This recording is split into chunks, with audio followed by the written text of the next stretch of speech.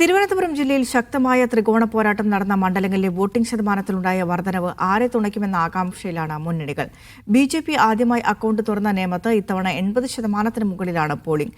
വട്ടിയൂർക്കാവിലും കാട്ടാക്കടയിലും തിരുവനന്തപുരത്തും വൻ വർധനവാണ് വോട്ടിംഗ് ശതമാനത്തിലുണ്ടായത്. അടുത്ത കാലത്തെങ്ങുമുണ്ടാകാത്ത കനത്ത പോളിംഗ് ശതമാനമാണ് തലസ്ഥാന ജില്ലയിലുണ്ടായത്.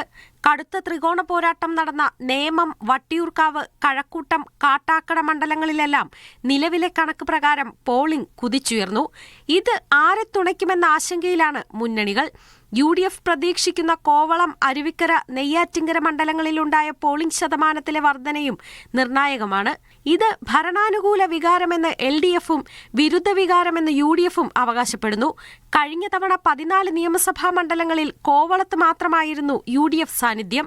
തലസ്ഥാന ജില്ലയിലെ വോട്ടിംഗ് ശതമാനത്തിലെ വർധനവ് 5 മണ്ഡലങ്ങളിലെങ്കിലും ജയിച്ചു കയറാമെന്ന പ്രതീക്ഷയാണ് UDF ക്യാമ്പിനുള്ളത്.